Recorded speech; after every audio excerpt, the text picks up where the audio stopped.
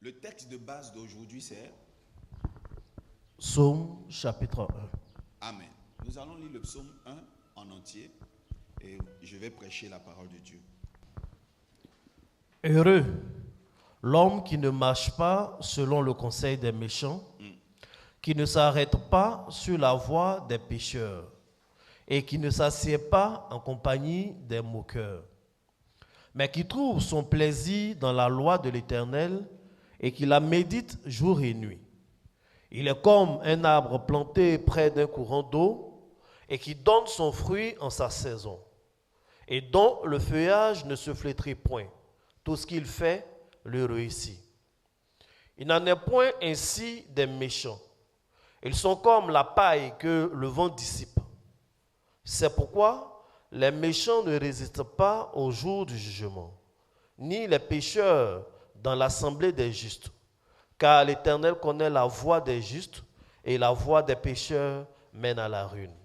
Amen. Amen. On peut s'asseoir. Mon thème de ce matin, c'est tout ce qu'il fait, lui réussit. Amen. Amen. Alors, tu peux indexer, tu peux mettre le doigt sur un voisin et tu lui dis, tout ce que tu fais te réussit. Il faut prophétiser ça. Tout ce que tu fais te réussit. Amen. Amen.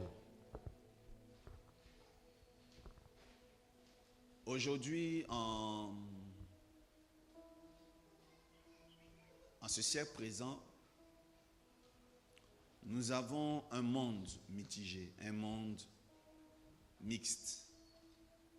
Un monde où il y a des riches et des pauvres, des noirs, des blancs, des métis. Un monde où il y a des grands et des petits. Un monde où il y a des gens bons et des gens gentils, bien. Plusieurs personnes font un choix de vie. Mais rares sont ceux qui choisissent d'être médiocres. Qui est d'accord avec moi? Amen. Rares sont ceux qui choisissent d'être pauvres. Rares sont ceux qui souhaitent rester petits. On veut tous réussir. Alléluia. Et comment on reconnaît dans notre société quelqu'un qui a réussi, quelqu'un qui est grand? C'est par le matériel. C'est-à-dire, pour déterminer que quelqu'un est en phase de réussite, a réussi, c'est basé sur des choses palpables qu'on peut toucher, qu'on peut voir. C'est ça la réussite. J'aimerais vous dire que même le baromètre dans la maison de Dieu pour déterminer que quelqu'un est aimé de Dieu, c'est la réussite. Quand on voit quelqu'un qui a réussi, on dit certainement il plaît à Dieu. Homme de Dieu.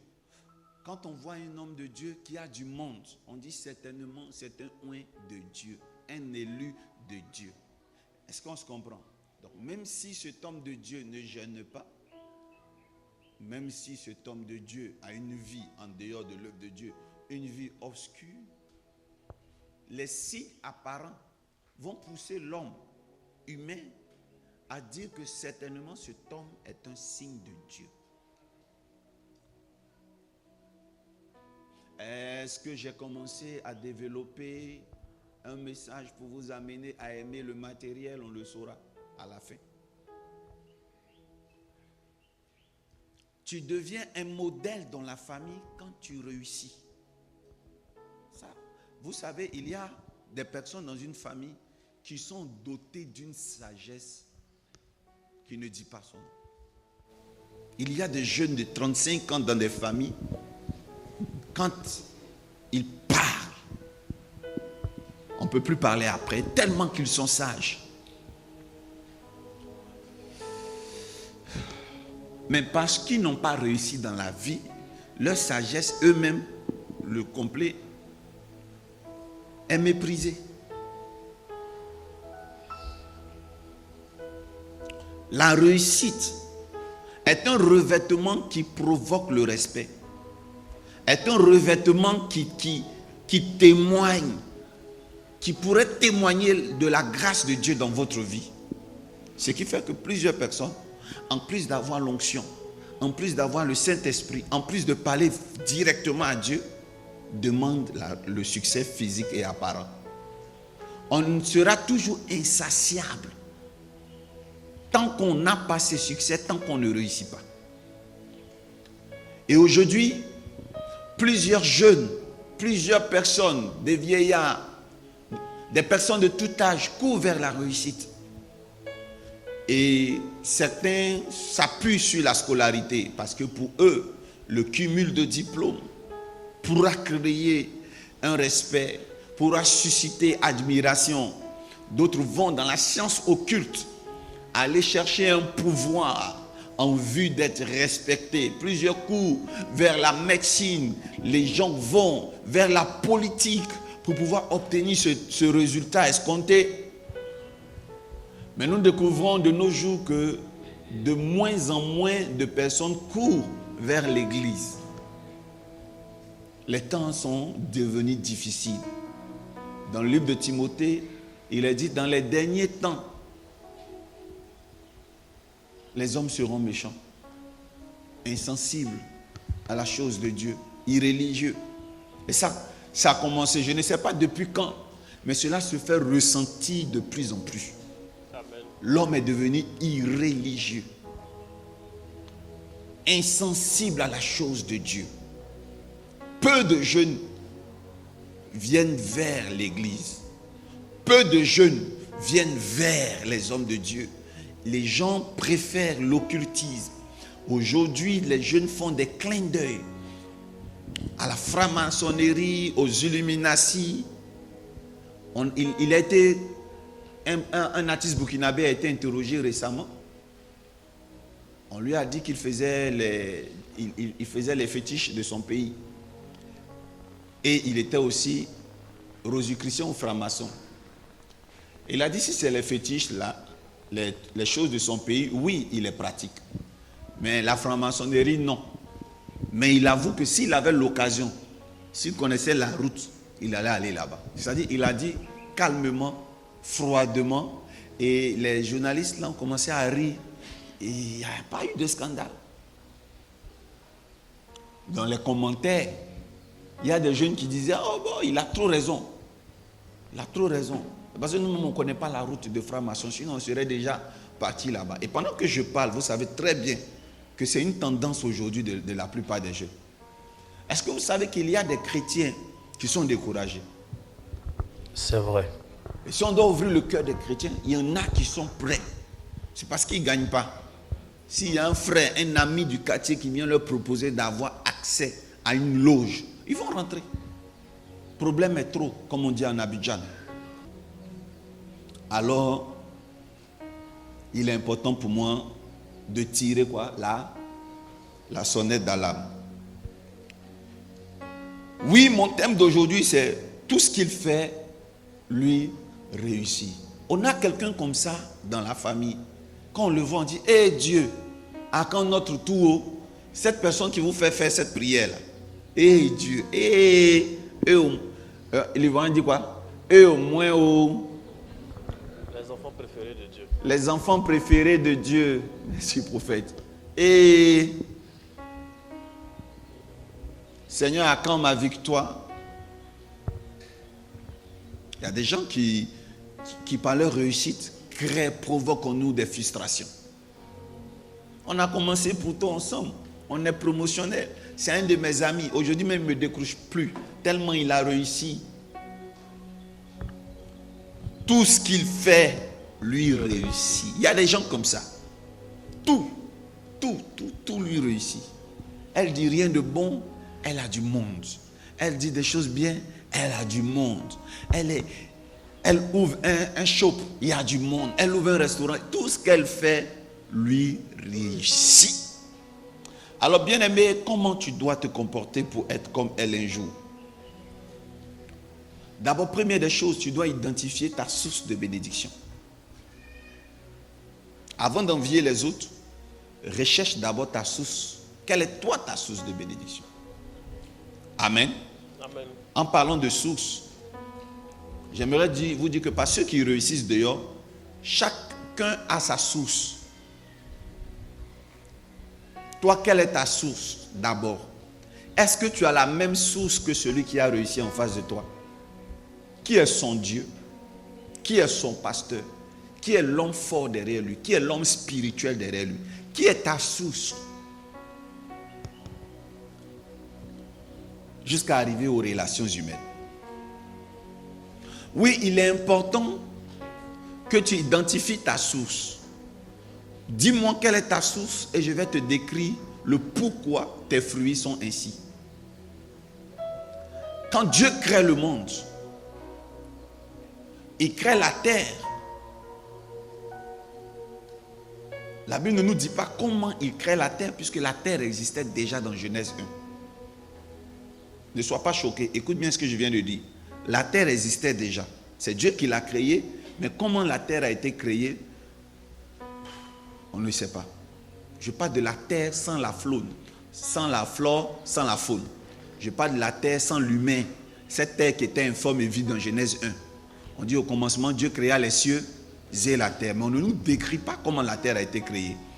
D'abord. Mais après, on nous dit comment la terre a été embellie, la terre a été améliorée. Dis avec moi, nuance. Nuance. Vous savez, avant qu'il y ait des herbes, la forêt, les animaux, l'humain, les oiseaux, l'eau existait déjà. Vous vous souvenez, Genèse 1, la Bible dit, la terre était informe et vide, il y avait de l'eau sur la surface de la terre. Donc, l'eau existait déjà. Maintenant, Dieu, comment il crée les animaux? Il s'adresse à l'eau. Il dit, oh, produis les poissons et certains animaux et les oiseaux. Quand vous lisez bien, c'est l'eau qui a créé les oiseaux. Lisez bien votre Bible. Et donc, l'eau va produire des animaux. Produit des animaux. Les bulles vont se transformer en des œufs, après des têtards, et après des animaux, des poissons, des batraciens. Ensuite, Dieu va s'adresser à la terre. Bon, il s'adresse à la terre avant, il dit, terre, produit les arbres, la végétation, produit les animaux, les reptiles, etc., etc. Et la terre va commencer à trembler, créer un métabolisme alchimique. Et les animaux vont naître, des plantes vont pousser. La Bible même nous dit que c'est la terre qui a produit de l'eau pour arroser les plantes. Voilà pourquoi, si tu retires un poisson de l'eau, il meurt. Parce que l'eau est sa source. Le poisson a été créé à partir de l'eau. Comment? C'est pour ça que si tu retires un arbre de la terre, l'arbre va s'assécher. L'arbre va mourir. Qui a dit amen bien fort? Amen. Si tu prends un aigle, tu le mets dans une petite cage et que tu fermes, l'aigle va finir par mourir par angoisse. L'aigle, je dis bien l'aigle. L'aigle va mourir par stress. Il y a certains animaux qui meurent par stress parce qu'ils ne sont pas dans leur environnement. Dis amen bien. Amen. Je peux continuer? Come on. Mais par contre, l'homme, pour que Dieu le crée, Dieu ne s'est pas adressé à l'eau comme il a fait pour les poissons. Il ne s'est pas adressé à la terre comme il a fait pour les arbres et les animaux. Dieu lui-même a pris le soin de créer l'homme. Il n'a pas dit terre, produit l'homme. Eau, produit l'homme. Lui-même. Donc, la véritable source de l'humain, c'est Dieu. C'est pour ça que tu peux priver un homme de la nourriture et il va vivre. Je ne sais pas si quelqu'un me comprend. Tu peux le priver pendant longtemps de nourriture, mais sans orgueil, il peut vivre. Alléluia. Tu peux priver un homme d'eau, il peut choisir, Dieu peut choisir qu'il vive. Mais tu prives un homme de Dieu, il meurt. L'homme a besoin de Dieu. Alléluia. Amen. Tu retires l'homme de la présence de Dieu, il meurt. Bien qu'il marche, il meurt. Dieu est la source des hommes, de l'homme. Mais en ce qui concerne la prospérité et le succès, Il faudrait que nous nous renseignions et nous nous adressions à notre source comme il se doit. Il faut identifier notre source. Je vais parler maintenant à quelqu'un. Come on. Ma source, c'est Dieu. La source des animaux, c'est vrai que c'est Dieu le grand créateur. C'est l'eau et la terre. Mais en l'homme, il y a le côté charnel. Le fait qu'il ait été conçu à partir de la terre et un peu d'eau. Même si c'est Dieu qui l'a créé, Dieu a utilisé de la terre, il a utilisé de l'eau pour qu'il soit aujourd'hui ce qu'il est. Amen. Et voilà pourquoi, ce n'est pas une rectification, c'est juste pour développer. Voilà pourquoi l'homme peut vivre seulement que de Dieu. Il peut s'abstenir de l'eau, mais pendant un temps. Il aura besoin d'un renforcement. Et je prends cela aussi à l'image des autres entités que j'ai citées. Le poisson dans l'eau peut vivre, mais le poisson dans de l'eau sale, polluée, il meurt. Un arbre enraciné qui n'est pas déterré peut vivre, mais un arbre enterré, enraciné dans une terre aride, sèche, sans sels minéraux, qu'est-ce qui se passe? Elle s'assèche. Donc même quand on est connecté à notre source, on peut quand même mourir si nous ne sommes pas approvisionnés, si nous ne sommes pas alimentés. Et un arbre connecté à la terre a besoin d'engrais. Un poisson connecté à l'eau a besoin que l'eau soit propre et a besoin de nourriture à l'intérieur. Alors Dieu, l'homme malgré qu'il est connecté à Dieu peut mourir. L'homme connecté à Dieu peut être quand même pauvre. Si l'homme n'est pas nourri par ce qu'il faut, pour l'arbre c'est l'engrais, pour le poisson c'est l'eau potable, mais pour l'homme c'est la parole. Qui comprend ce que je veux dire? Amen. L'homme c'est la parole. C'est pas autre chose. Ce n'est pas l'onction. Ce ne sont pas les miracles. Pour l'homme, c'est la parole révélée. Et c'est pour ça qu'il est écrit que la création attend-elle d'un ardent désir la révélation. Quand on dit la révélation, ce n'est pas la révélation dans le sens de l'apparition seulement. C'est la révélation dans le sens du message pour le salut. L'homme peut être connecté à Dieu et être pauvre. Et comment Psaume décrit un homme ici? On dit heureux l'homme qui marche selon le conseil. Heureux l'homme qui ne marche pas selon le conseil des méchants. Plus loin on dit il est comme un arbre planté. Vous savez, un arbre peut être planté sur la terre. Amen. Mais on pourra différencier les arbres par leurs fruits. On pourra les différencier par la qualité de leurs fruits. Et qu'est-ce qui fait qu'on pourra dire que cet arbre-là est mieux que tel autre arbre? C'est tout simplement parce que un arbre sera mieux nourri que l'autre. Et les arbres qui sont mieux nourris en général sont plus proches de l'eau. Et la Bible dit que l'homme qui est comme un arbre planté près d'un cours d'eau, tout ce qu'il fait lui réussit. Psaume 1 verset 3. Il est comme un arbre planté près d'un cours d'eau qui donne son fruit en sa saison et dont le feuillage ne se flétrit point. Tout ce qu'il fait lui réussit. Oui, tu es un arbre. Ici, on te compare à un arbre. Lorsque nous prenons la Bible dans le livre de Psaume 92, Psaume 92, verset 12. Psaume 92, verset 12. Les justes croissent comme le palmier. Les justes croissent comme le palmier. Ils s'élèvent comme le cèdre du Liban. Ici encore, Dieu compare l'enfant de Dieu à un palmier, à un arbre. Continue. Planté dans la maison de l'Éternel. Donc pendant que vous êtes dans la maison de Dieu ici, qui est une église, écoutez-moi bien. Pendant que vous êtes ici, Dieu vous voit comme des arbres plantés ici. Continue. Il prospère dans les parvis de notre Dieu. My God. Il prospère durant son séjour sur terre. Dans les parvis de la maison de Dieu, il prospère. Continue.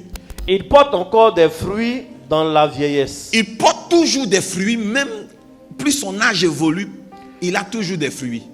Ils sont pleins de sève et verdoyants. Ils sont pleins de sève et verdoyants. Pour faire connaître que l'Éternel est juste. Et par cette prospérité apparente, il fait connaître que l'Éternel est comment? Juste. Est juste. Donc ça veut dire que la prospérité du juste est un mode d'évangélisation. La prospérité du juste permet de faire connaître que l'Éternel est bon. Donc, Dieu n'est pas contre le fait que nous ayons du matériel.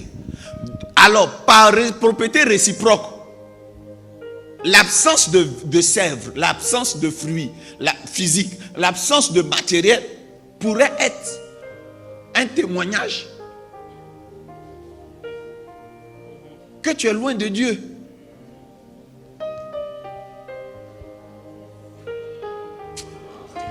Yes.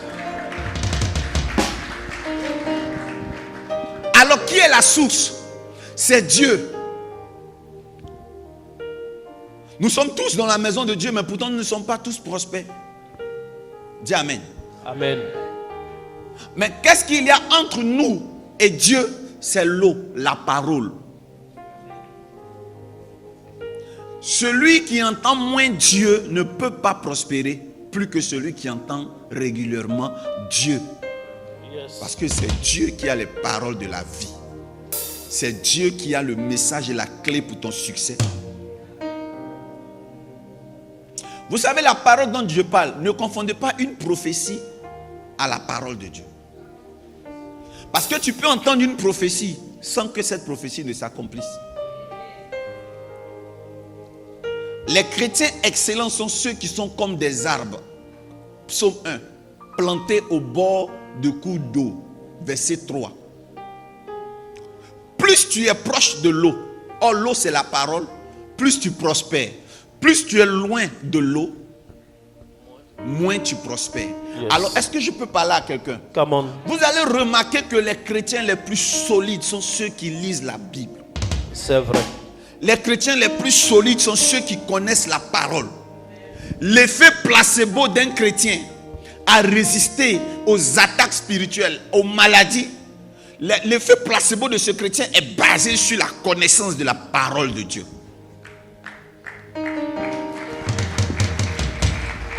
J'ai entendu des chrétiens dire: oh papa, j'étais chez un soi-disant prophète, il m'a escroqué. C'est le symptôme que tu n'as pas été assis dans la Bible. On ne peut pas escroquer mon épouse. C'est pas possible. On ne peut pas l'escroquer. C'est-à-dire que quelqu'un ne peut pas quitter dehors pour venir l'escroquer. Elle connaît pas la parole de Dieu. Dis Amen. Amen. On ne peut pas escroquer un chrétien qui fait l'effort d'être assis dans la parole de Dieu. La parole de Dieu rend autonome. La connaissance des secrets bibliques rend autonome. Un homme de Dieu pourra te dire: utilise le miel et fais ceci. Ton cœur est en paix parce que tu connais la Bible et tu connais les références. Quand tu as la connaissance de Dieu, c'est difficile que le diable ait de l'emprise sur toi. Il peut arriver que tu tombes malade, mais à l'annonce même de ton résultat, tu es calme parce que tu as la connaissance de la... Tu es rempli, tu es dosé par la parole de Dieu. Quand tu as la connaissance de la parole de Dieu, ton acompte spirituel se remplit plus vite quand tu fais les sacrifices. Amen. La parole de Dieu, c'est l'essence du moteur de notre vie. Attachez-vous à la parole de Dieu. Soyez friands de la parole de Dieu plus que des miracles. Soyez friands de la parole de Dieu plus que des prophéties. Vous devez affectionner d'être là les dimanches pour écouter que la parole de Dieu. Les prophéties viendront en bonus. La force de mon ministère est basée sur la lecture et la recherche des réponses dans la parole de Dieu. Je ne parle pas de la parole de Dieu roman. qui expliquent l'histoire de Jonas comme des petites histoires comme Pinocchio qui a dormi dans le ventre d'une baleine. Non. Les histoires où des gens ont dormi dans le ventre d'une baleine, il y en a plein. Exemple Pinocchio. Vrai ou faux? Vrai. Quelqu'un qui s'est sacrifié pour son peuple. Il y en a des histoires où quelqu'un s'est laissé tuer pour son peuple. Jeanne d'Arc, il y en a qui ont combattu, qui ont eu des histoires héroïques comme Jésus-Christ et les apôtres l'ont eu. Ça existe des histoires, de très belles histoires de personnes miraculeuses telles que Ténik Banani, Kirikou. On voit un peu cela, n'est-ce pas? La belle Téla, on a ces histoires-là. Et l'araignée Gangranike Grand. On a plein de belles histoires. Ne lisons pas la parole de Dieu comme un harlequin quand on arrive dans Cantique des Cantiques. Non! Essayons de creuser. Essayons de voir le réma de la parole. Vous devez devenir des surdoués de la parole de Dieu. Vous êtes là, vous aimez le réma. Quelqu'un ne donne pas le réma, vous vous ennuyez. Aimez le réma de la parole de Dieu. Amen. Aimez le réma de la parole de Dieu. Amen. Aimez la révélation qui est cachée dans la parole de Dieu. Amen. Un chrétien qui est friand de la parole de Dieu, ça se sent. Il est stable. Les gens aiment approcher les chrétiens faibles. Je peux parler? Amen.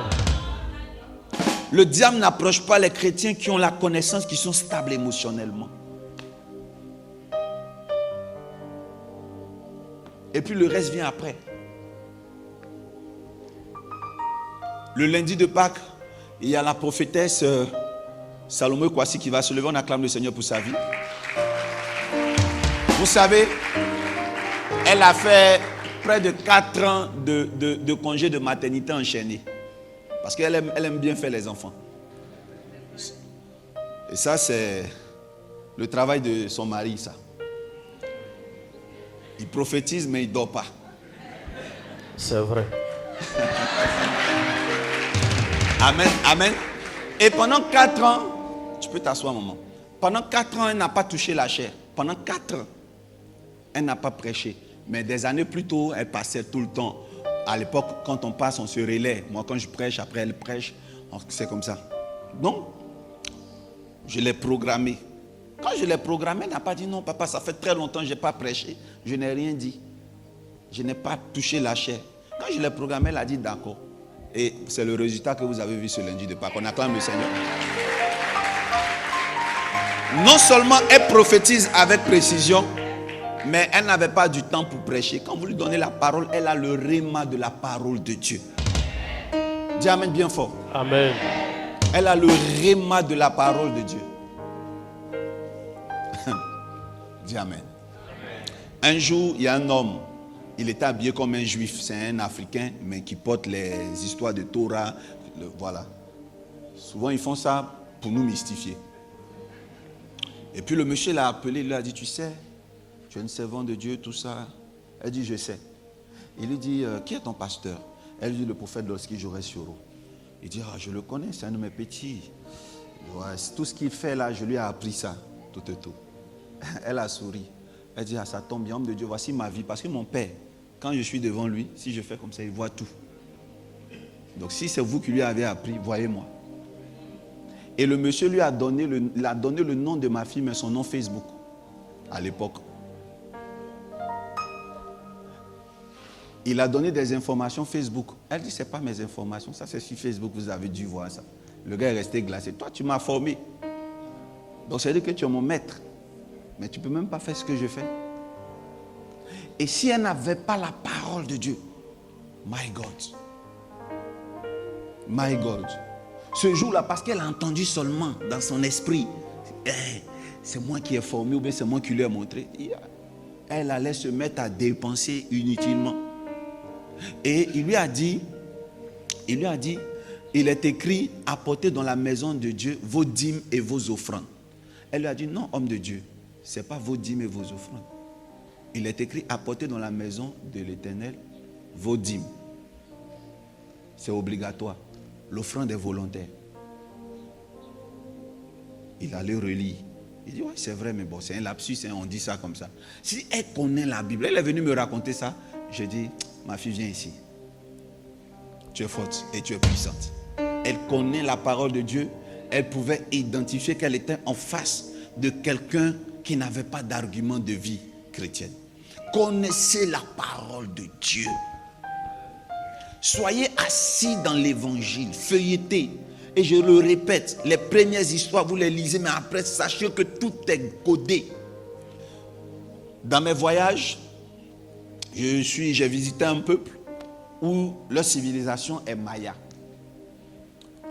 Et il existe tellement de trésors dans ce pays-là parce que on les appelle les Aztèques, je pense. C'est ça, les Aztèques. C'est-à-dire le peuple le plus ancien, comme les Araméens sont pour les Juifs. Et vous savez, quand ils mettaient les trésors, leur coffre-fort était basé sur des technologies. Des gens d'envant, des rébus, ils mettent des pierres qu'ils superposent en puzzle. Et il y a des pièges dans la salle pour trouver le coffre-fort, par exemple, du roi. Et donc, si tu ne maîtrisais pas les codes, comment rassembler le puzzle, c'est par exemple, c'est des rébus. Je ne sais pas si vous connaissez des rébus. On met ici 2 pieds, on dessine 2 pieds, et ensuite on dessine un œuf. Et tu dois trouver l'histoire que ça raconte. Et donc, quand tu trouves l'histoire, tu dois remettre les pièces là dans l'ordre qui raconte l'histoire. Une fois que tu fais ça, le coffre s'ouvre, tu peux faire ce que tu veux avec le trésor. Qui comprend ce que je veux dire? Amen. Et la parole de Dieu est composée de plusieurs histoires, mais qui en fait sont des rébus. C'est codé. Vous devez décrypter. Dis amen bien fort. Amen. Une fois, un homme de Dieu m'a dit que les femmes ne prêchent pas. Et il m'a aussi dit que la femme doit se voiler. Et il m'a pris les versets bibliques qui en parlent. Et c'est tellement vrai. C'est-à-dire que tout est écrit. La femme ne doit pas prêcher. La femme doit se voiler. Tout ça, c'était vrai. Et il a terminé par quelque chose qu'il ne devait pas faire. Il dit, les anges, le ministère des anges n'est pas un ministère apostolique. Dis-moi quel apôtre a parlé des anges. On n'a pas besoin d'activer des anges dans notre réussite. Les anges, c'est le Saint-Esprit. Tu vois, je comprenais cet homme de Dieu parce qu'il lit la Bible comme on lit Harlequin. Il lit la Bible comme on lit le livre d'histoire géographique. Et je lui ai dit, bon, calme-toi, on va relire tout ce que tu as lu, on va reparler de tout ce dont tu as parlé. Amen. Et on est parti dans le livre basique sur les voiles. Je lui ai dit qu'il est dit que la femme doit se voiler. Donc je vais faire une fusion de tout ce que tu as dit en un seul verset biblique. Et on va lire le célèbre texte, je ne sais pas si tu l'as. 1 Corinthiens 11, 1 Corinthiens 11, verset 10. verset 10. C'est pourquoi la femme, Oui. à cause des anges, C'est pourquoi la femme, à cause des anges, doit avoir sur la tête une marque de l'autorité. doit dont avoir elle sur dépend. sa tête le voile. Mais c'est à cause de qui? À cause des anges. Est-ce que c'est à cause de Dieu? Est-ce que c'est à cause de Dieu? C'est pas à cause de Dieu, c'est à cause des anges. Il est resté calme. Mais il dit qui est le maître des anges? Je lui ai dit c'est Dieu. Je suis d'accord, c'est vraiment Dieu. Mais l'apôtre Paul, il est très éloquent. Il dit à cause de certains anges. Donc des anges. Parce que des ici englobe certains. Parce que des,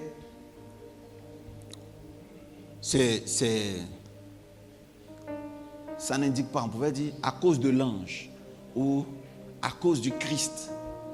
Mais à cause des anges, le des là veut dire que il est possible même que ce ne soit pas à cause de tous les anges. Amen. Donc à cause des anges, la femme doit se voiler. Donc ça veut dire que l'apôtre Paul a accordé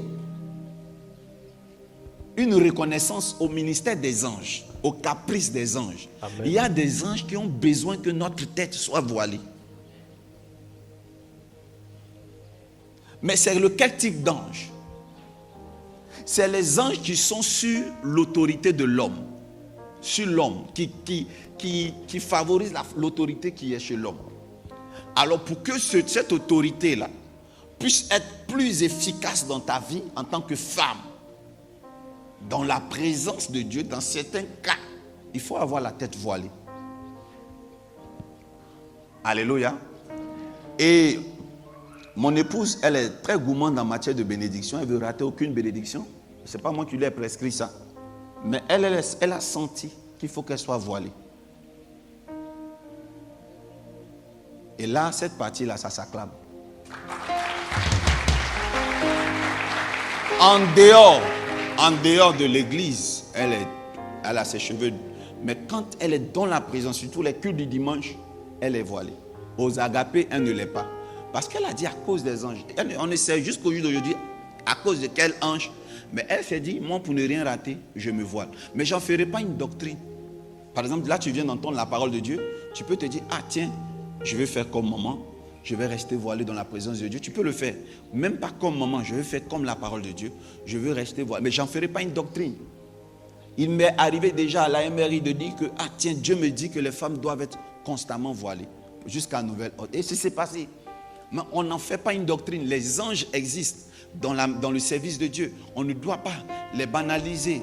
Et aussi, je lui ai démontré combien de fois la femme doit prêcher. La femme est capable de prêcher. Et je lui ai décortiqué pourquoi est-ce qu'il y a quelque chose d'erroné quand il a dit que la femme ne doit pas prendre la parole. Il suffit de regarder, j'ai une Bible en romain, en latin. J'ai une Bible même qui a été traduite en grec. Il y a l'aléo, qui est très différent de l'augos. Donc il y a deux types de parler, prendre la parole dans la maison de Dieu. Et c'était des mots en style d'agora. C'est une culture de l'époque qui était retraduite dans l'invitation de Paul à demander aux femmes de ne pas prendre la parole dans l'assemblée. Et je ne vais pas venir sur ça, mais je veux dire que quand vous avez la connaissance de la parole de Dieu, quand vous avez un esprit de recherche, vous êtes exempt je ne sais pas, d'échec émotionnel dans la maison de Dieu. Amen. Alors, je ferme la parenthèse. Je voudrais vous dire que si vous ne prospérez pas à tous égards, si tout ce qui fait ne vous réussit pas, adressez-vous donc à la source. Quelle est votre source? Dis Amen. Amen. Quelle est votre source? N'est-il pas écrit, fais de l'Éternel tes délices et il te donnera ce que ton cœur désire. Fais de l'Éternel tes délices et il te donnera ce que ton cœur désire. C'est quoi un délice? C'est quelque chose qu'on apprécie.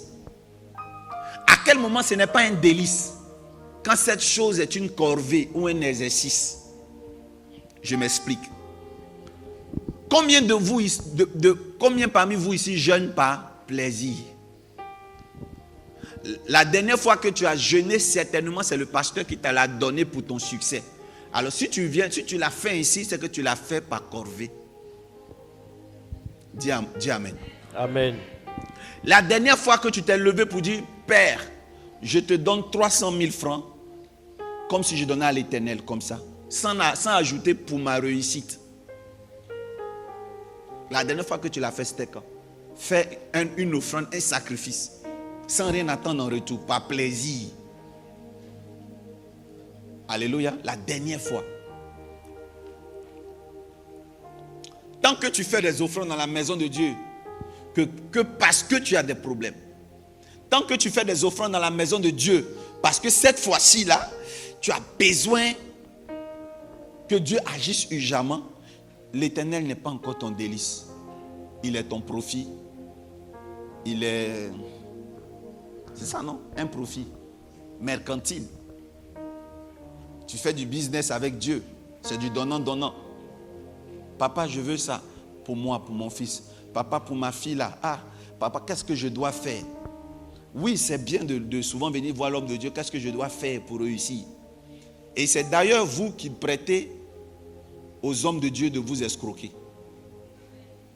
Papa, tu ne m'as pas encore dit ce que je dois faire. En temps, il n'a pas payé ses factures. Tu tombes sur lui comme ça. Mais il va profiter. Et le montant qu'il va te donner, c'est exactement son loyer et sa facture. Alléluia. Alléluia. Amen. Abraham a invité les 3 hommes à venir manger. Il a caché sa femme. C'est-à-dire, il a caché son problème à Abraham. Aux 3 hommes. Est-ce que vous savez ce que ça veut dire? La métaphore. Il les a invités. Il les a même pas invités pour qu'ils prophétisent. Il l'a invité parce que c'est un plaisir pour lui de recevoir des étrangers. Surtout qui ont l'aspect des anges. Et il cache Sarah. À un moment donné, un chrétien, on sent que c'est un plaisir pour lui de servir Dieu. Quand ses problèmes, il met de côté pour être au service de Dieu. Amen.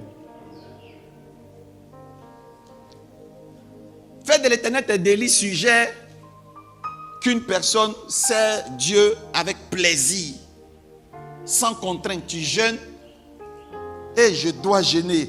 Et je dois faire 40 jours de jeûne. Moi, par exemple, il y a des jeûnes que je fais, ce n'est pas un plaisir.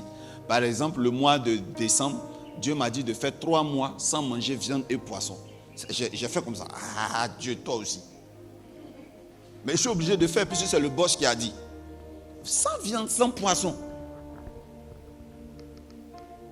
Tu nous as tués. Je demande à Dieu, mais on t'a fait quoi? Tu vois? Là, je ne le fais pas avec plaisir, je le fais par devoir, parce que Dieu me l'a demandé. Mais il y a des jeûnes que je fais. Un jour, il y a une de mes filles qui m'a appelé, j'ai donné un moment de jeûne. Elle m'a demandé, papa, quels sont les sujets de prière pour le jeûne? Quels sont les versets bibliques, tout ça?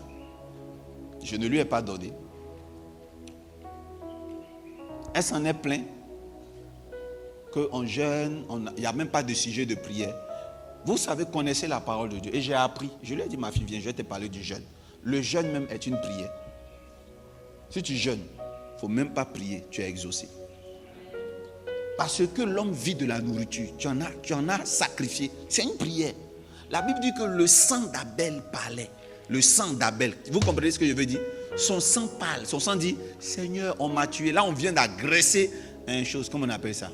Abel. On vient de le tuer et son sang parle pour lui. Est-ce que c'est sa bouche qui parle? Et je lui ai dit que le jeûne, c'est tuer sa chair. Et donc, quand tu tues ta chair par le jeûne, ton sang d'Abel parle pour toi. Donc, si j'ai jeûné, c'est pour ne pas parler que je jeûne. Quand vous jeûnez, dormez. C'est une nouvelle doctrine que je vous donne. Ne demandez même pas psaume. Si on ne vous en pas donné, ne demandez pas psaume. Parce que le jeûne déjà est une prière. Qui a dit amen bien fort? Amen. C'est pour ça qu'on dit jeûner et prier. Parce que les deux sont séparés. Parce qu'on sait que si on ne met pas le et, tu peux jeûner sans prier. Comme tu peux prier sans jeûner. Parce que dans le jeûne, Dieu exauce déjà ta pensée. J'ai dit, ma fille, un jour, je vais te donner 7 jours de jeûne. Tu vas prier son nom pendant 3 jours. Je ne suis pas sûr que tu vas parler le 4e jour. Pourquoi vous n'êtes pas réaliste? Qui prie? Qui prie? Le 3e jour de jeûne, c'est qui prie? Est-ce que pendant le carême, vous entendez leur voix sortir beaucoup? Est-ce que actuellement, vous entendez à 18h la longue prière? Sinon, quand ce n'est pas le carême, on les entend. Actuellement, là, vers ces moments-là, on les entend moins. Les visages sont serrés. Parce que ce n'est pas simple. Jeûne sec. Même si ton pasteur te dit de lire Psaume 80, on sait qu'il ne t'aime pas. Parce que c'est l'un des chapitres les plus longs de Psaume. Le premier jour, exèle. Tu vas dire, celui qui est à l'abri du Très-Haut, je marche sur la pied le scorpion. 2 jours sur le scorpion. 3 jours. Vers le 2e jour, là, c'est des pensées de porc au fou qui vont t'animer. Tu vas te sentir épuisé et à partir du 4e jour, tu deviens nerveux. J'ai dit, ma fille, laisse ça. Ça, c'est nouveau zèle. Les nouveaux chrétiens, c'est ça. S'ils n'ont pas parlé pendant le jeûne, ils ne sentent pas. Si on ne l'a pas donné psaume, ils ne sentent pas. Si ton pasteur continue à te donner des psaumes à réciter pendant tes jeûnes, c'est qu'il estime que tu es un bébé spirituel. Parce que moi, je le fais. Ça va t'aider à sentir enfant d'un homme de Dieu. Mon papa me suit. Nous, on le fait pour les nouveaux, et histoire qu'ils soient intégrés. Sinon, après, tu fais ton jeûne sec, tu pries, tu dis ce qui est dans ton cœur. Si tu ne dis pas, Dieu entend. Un jour, arrêtez-vous, puis quelqu'un n'a qu'à dire dans son cœur, tu dis Dieu, et puis après, tu dis maudit. Maudia. Faut insulter Dieu dans ton cœur, tu vas comprendre que ce n'est pas tout on prie à haute voix. Vous avez le sentiment qu'il faut que vous parliez pour que Dieu sache que vous avez parlé. Tu es dans ton cœur, tu pleures. Et il dit à un moment donné, c'est arrivé à Anne, maman. La dame Anne qui a fait le prophète. Elle priait avant, je sais que c'était l'Éternel, bon Dieu, mon roi. Seigneur, je suis ton enfant, je veux un enfant. Seigneur, mon Dieu, elle chocossait tout ça, comme on dit chez nous à Abidjan. son mari lui donnait des versets, des psaumes. À un moment donné, ça ne prenait plus. Elle est rentrée dans le temple, là où on ne rentre pas, dans le lieu saint. Elle a dépassé Élie le sacrificateur. Et puis elle fait... Le sacrificateur dit, Anne, qu'est-ce que tu as? Tu t'es pas encore remise du vin? Quelle est cette langue que tu parles? Vous savez, elle n'a rien dit, elle n'a que fait... C'est ce jour-là qu'elle a été comment? Arrêtez de demander les psaumes à lire. Arrêtez ça, laissez ça. Laissez. Ça c'est religieux, c'est pour figurer. Elle n'a plus parlé, elle ne pouvait plus parler. C'était... Parce que quand Pénina se moque d'elle, ça fait mal, hein? Elle pleure jusqu'à il y a mauve. C'est là que Dieu l'a exaucé. Qui comprend l'image que j'utilise? Il y a des moments où Dieu a besoin que tu parles. Il y a des moments où Dieu n'a pas besoin. Faites 21 jours de jeûne. Si votre pasteur ne vous a pas dit le thème du jeûne, jeûnez. S'il ne vous a pas donné les psaumes, jeûnez. Le jeûne est une prière. C'est quel jeûne on fait? Il n'y a pas sujet de prière. Tout. L'évangile, ce n'est pas toi qui as créé ça. Amen, amen. Amen. Est-ce que je peux continuer? Come on. Comment reconnaître qu'on est loin de Dieu, de sa source? Verset 1 dit, heureux l'homme qui ne marche pas selon le conseil des méchants. Donc comment reconnaître que tu es loin de Dieu? Quand tu marches selon le conseil des méchants. J'ai décidé de faire 1 an de jeûne. Et j'ai fait 100 jours de jeûne. Je marchais, j'avais tellement maigri que j'ai rencontré mon homme de Dieu. Il m'a dit, pourquoi tu as maigri comme ça? J'ai dit non, parce que je suis en train de faire un moment de jeûne. J'ai eu à cœur de faire, Dieu m'a dit de faire... Non, j'ai dit j'ai eu à cœur parce que je l'ai réussi dès ma conversion. Chérie, tu sais que je dis jamais devant mon pasteur, Dieu m'a dit.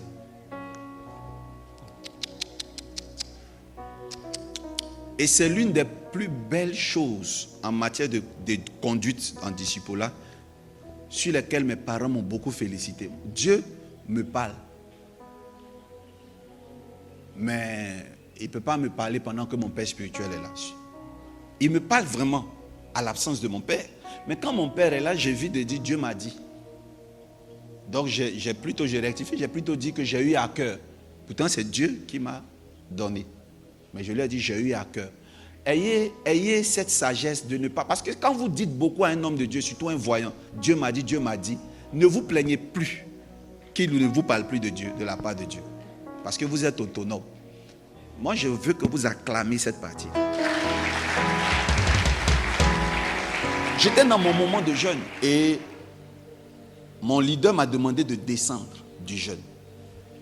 Il m'a demandé, est-ce que tu as demandé la permission à ta femme? J'ai dit non. Ton jeûne là, normalement tu n'as pas le sexe? J'ai dit oui. Il dit, non, c'est pas normal, tu ne peux pas jeûner si long comme ça sans avoir eu l'accord au préalable de ton épouse. Malgré que je suis l'homme de Dieu. Il m'a dit descends et c'est comme ça que je suis descendu 1 semaine pour travailler un peu. Amen. Et quand j'ai fini de travailler, alléluia, moi-même ça m'arrangeait. Et je suis remonté. Je remonte. Mais vous savez, voilà la leçon que j'ai retenue. Après 100 jours de jeûne, pendant 100 jours de jeûne, pendant que je jeûne, je demande conseil. Parce que je traversais des situations difficiles. Pendant que je jeûne, j'ai des conseillers. À l'époque, il n'y avait pas Facebook. Donc, pour voir vos coachs, les coachs du monde là. Donc, j'avais mes coachs en ville. Je jeûne, je demande ici, on me donne des conseils. Après, ceux à qui j'ai demandé même, ils me fuient. Parce que tu expliques tes problèmes. Tes problèmes font peur aux gens. Tu es sans domicile fixe. Quand tu expliques à quelqu'un, il se dit que tu lui demandes l'argent. Donc, il ne te décroche plus, il ne te reçoit plus. Et les gens me fuyaient. Plus j'explique mes problèmes, plus les gens m'abandonnaient. Plus je me confiais, je me confessais, les gens m'abandonnaient. Jusqu'à ce que je me retrouve seul. C'est ce jour-là que Dieu m'a parlé. Vous savez, souvent, Dieu attend que la multitude de vos conseillers se taise pour que lui vous parle. Amen. Il a fallu que je n'ai plus à avoir recours aux hommes. Je suis resté calme. C'est ce jour-là que Dieu m'a parlé. Quand Dieu a fini de me parler, je me rappelle très bien. Mon homme de Dieu m'a invité et il m'a dit exactement ce que le Saint-Esprit m'a dit dans le calme. La décision était la plus difficile que je devais accepter. Quand j'ai appliqué ça, j'ai souffert un peu. Mais aujourd'hui, je suis Doski Jorel-Soro que vous connaissez. Parce que parfois, l'expérience des hommes tue votre foi. Donc, trop de conseillers, trop de personnes qui vous parlent, faites très attention. Et la Bible dit, parce que là, on est en pleine conclusion, vas-y. Et qui ne s'arrête pas sur la voie des pécheurs. Donc, qui ne marche pas selon le conseil des méchants, et qui ne s'arrête pas sur la voie des pécheurs, et qui ne s'assied pas en compagnie des moqueurs. Vous savez, la moquerie, et je vais terminer par ça, la moquerie n'est pas une bonne chose. Dis, la moquerie n'est pas une bonne chose. La moquerie n'est pas une bonne chose. La moquerie pousse à vouloir paraître à la mode en usant de tous les moyens pour réussir à sauver les images. Amen. Et vous connaissez le mistonnage. Vous connaissez, non? C'est-à-dire la quête avide d'argent, l'escroquerie. Le mistonnage est le fait pour une personne vulnérable de s'engager dans une conduite à risque où la mise en danger de soi est liée à des relations sociales et affectives structurées par des transactions financières. Amen. En français terre à terre, c'est cette manière de s'attacher aux gens pour de l'argent, les escroquer, les voir comme des pigeons. C'est un genre de pseudo-prostitution. Et c'est ça là que certaines filles appellent « je suis ambitieuse ». C'est ça que certains garçons appellent « je suis ambitieux ». Quand ils sont ambitieux, c'est qu'ils aiment l'argent à outrance, mais au point de vendre leur âme et leur dignité pour ça. La moquerie dégrade la crédibilité, l'intégrité, la loyauté de certaines personnes. Hommes de Dieu, pour pouvoir réussir, plusieurs ont dû vendre leur âme. Beaucoup ont fait rentrer du commerce dans l'église. Des hommes de Dieu, pour pouvoir paraître à cause des moqueries de leurs amis, ils ont tronqué l'onction. Et beaucoup de chrétiens le font ici. Beaucoup de chrétiens veulent réussir et sont rentrés dans des mariages ou prisons. Dis Amen. Amen. J'entends même des hommes de Dieu dire à leurs fidèles, c'est qui ce homme-là? Il a quoi? Un pasteur qui demande à sa fidèle, qui lui présente son fiancé, il a quoi? Il est qui? Pourtant, toi-même, homme de Dieu, tu dormais dans n'importe quoi quand celle que on appelle maman pasteur t'a aimé. Vrai ou faux? Et il y a des sœurs en Christ qui sont comme ça. Si tu leur dis, Dieu m'a fait ressentir que cet homme ferait un bon mari pour toi, mais elles vont pleurer. Elles vont te dire que tu ne les aimes pas. Et à force d'espérer, de vouloir des hommes riches, des gens qui viennent d'ailleurs, ces personnes-là, quand elles arrivent même, elles sont méprisantes. Parce que tu n'étais pas là quand elles ont réussi. Amen. Quand ces personnes ont réussi. Aujourd'hui, mon épouse, il n'y a pas quelqu'un qui peut quitter. Je ne sais pas où tu vas quitter avec tes prophéties pour me séparer de mon épouse. Parce que non seulement je l'aime, mais je suis reconnaissant parce que aujourd'hui, là, je suis bien joufflu. Mais je n'étais pas joufflu quand elle m'a connu. Hein. Moi, quand je l'ai connue, je ne pouvais même pas lui acheter la qualité des choses qu'elle porte. Non. Quand je me balade parfois avec elle, tous les agents de Prosuma, quelqu'un qui a déjà travaillé dans les Prosuma à Enofi la connaissent bien. Après Karim, c'était elle, dans la grande distribution. Mais elle m'a aimé tel que je suis. Dis Amen bien fort. Elle m'a aimé tel que je suis. Je ne l'ai pas eu avec l'argent. C'est une visionnaire. Parce qu'elle m'a regardé, elle a fait un calcul. Elle dit, ce type-là, je vois son demain. Le meilleur ami n'est pas celui qui marche avec toi par rapport à ton présent. C'est celui qui marche avec toi par rapport à ton futur. Côté caractère, même je vais vous dire, mes techniques d'expression, c'est elle. C'est elle qui corrige toutes mes coquilles quand je fais mes posts. C'est elle qui me dit, non papa, quand tu prêches, tu dis beaucoup ça. Mais il faut dire plutôt ça. Il faut équilibrer. Il faut faire comme ci, il faut faire comme ça. Avant, quand je prêchais, j'aimais beaucoup dire, et je vais le dire aujourd'hui, j'aimais beaucoup dire, parce que souvent les phrases reviennent dans mes prédications. Tu les vois, elles sont jolies, minces, mais elles sont jolies en forme claire. Et un jour, elle m'a appelé, elle dit, papa, la femme jolie n'est pas seulement la femme en forme et claire. Il faut équilibrer. Les femmes noires sont aussi belles. Donc maintenant, quand je prêche, pareil. Je mets maintenant les femmes noires. Et il y a une autre chose qu'elle a rectifié. Je dis, aujourd'hui, les gens vont voir les féticheurs au Bénin, au Nigeria, et puis au Burkina. Elle m'a dit, papa, le Bénin et le Nigeria ne sont pas les temples des féticheurs. Il faut dire aussi ton pays pour équilibrer. Ce sont des clichés. On appelle ça des clichés. Oh, chérie, viens dans mes bras.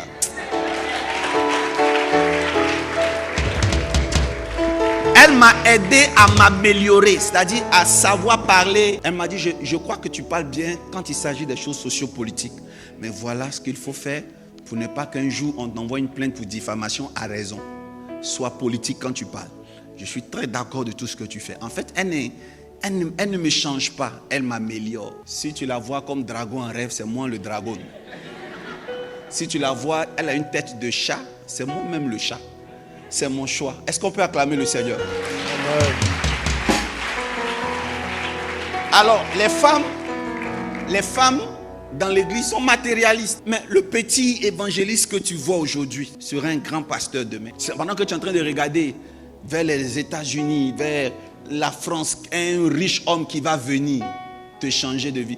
Vous savez, la qualité des gens qui sont déjà riches. Je ne veux pas vous faire peur pour les femmes parce qu'un homme riche est souvent d'une bonne éducation. Mais il y en a qui sont impolis. Quand il y a palabre net, quand moi je t'ai connu, tu avais un sachet bleu. Ils vont te rappeler toujours que ce n'est pas toi qui les as fait, n'est-ce pas? Il y en a même qui font des affaires. Quand ils sont en train de faire les affaires, ils ne t'appellent pas. Tu sais très bien que quand je suis en train de travailler, je ne peux pas t'appeler. Je ne peux pas. Ils ne t'aiment pas. Tu es une pièce de collection qu'il ajoute dans sa réussite. Il t'a regardé, tu as une physionomie qui correspond à quand il va sortir. Il veut t'utiliser comme une pièce de collection. Faites très attention. Les filles, je ne sais pas pourquoi je parle de ça. Faites très attention. Tu auras souvent ton petit chrétien simple qui est très sage, très intelligent. Vous savez, un homme pauvre, il doit être au moins intelligent. Parce que je ne vous demande pas d'accepter tout le monde. Il y a des gens qui sont pauvres, mais brouillons. C'est vrai, vous pouvez les aider à changer, mais écoutez-moi bien, il y a des gens qu'on ne peut plus éduquer. Même l'onction ne peut pas les changer. Moi, je parle de quelqu'un, tu le vois, il est simple, sans façon. Sûrement, ce qu'elle a vu chez moi, c'est ma volonté d'être excellent. Elle me l'a une fois dit, l'excellence en moi. Donc, tu vois, tu peux être petit, mince comme ça, mais tu es excellent. Donc, déjà, la moquerie vous amène à vouloir absolument devenir riche. Mais qu'est-ce qui vous fait vouloir être pressé de devenir riche? C'est vous asseoir en compagnie des moqueurs. Et là où se trouvent beaucoup de moqueurs et de faux conseillers, ce sont les réseaux sociaux. Parce que sur Internet, on est en compagnie des moqueurs, en compagnie des pécheurs. Sur Internet, il y a des gens qui donnent des conseils qui ne nous amèneront nulle part. Sortez de là au nom puissant de Jésus-Christ de Nazareth. Amen. Alors, celui qui réussit à se séparer de toutes ces choses du monde, il peut maintenant réussir. Alors, je fais ma conclusion. Je fais ma conclusion maintenant. Amen. Bien-aimé, n'enviez pas, par exemple, un franc-maçon qui est riche. Sa source, c'est la franc-maçonnerie. Qu'est-ce qui fait que la franc-maçonnerie lui donne de l'argent? C'est parce qu'il respecte tout ce que la franc-maçonnerie lui donne. Tu es chrétien, n'envie pas un musulman. Moi, je respecte beaucoup les musulmans, je les prends en exemple. Mais je ne les envie pas. Un musulman, regardez la zakat, regardez pendant le carême, comment c'est respecté. Dis amen. Pendant qu'un musulman, vendredi, doit aller prier, il ferme sa boutique. Un chrétien est capable de dire, papa, je ne suis pas venu à l'église parce que je faisais un déménagement. Le musulman ne peut pas utiliser le vendredi pour faire un déménagement. Mais il y a des chrétiens qui peuvent utiliser le vendredi pour faire un déménagement. Parfois, il y a le samedi, il y a le dimanche. Mais le chrétien va prendre le dimanche matin pour aller à Assini. Et il peut te dire gaillardement que je ne suis pas venu au culte parce que je suis sorti un peu avec les enfants. On allait à Assini. Non. Après, vous direz que vous n'êtes pas béni. C'est en cela que je dis, dis-moi ta source. Et comment tu es, de combien de centimètres tu es proche de ta source et je te dirai qui tu es. Vous devez respecter votre source parce que c'est cette source qui vous bénit. Si vous faites mal et vous respectez mal votre source, vous verrez que les bénédictions seront mitigées. Et c'était ça mon message de ce matin. On peut acclamer le Seigneur. Amen. Tiens-toi debout, acclame très fort. Je sais que ce message-là, ça a travaillé ton cœur.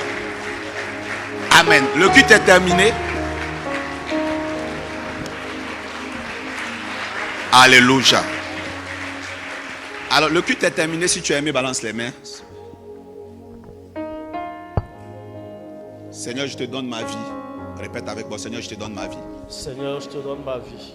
Je veux me rapprocher de toi. Je veux me rapprocher de toi. Sois ma source. Sois ma source. Au nom de Jésus. Au nom de Jésus. Amen. Amen.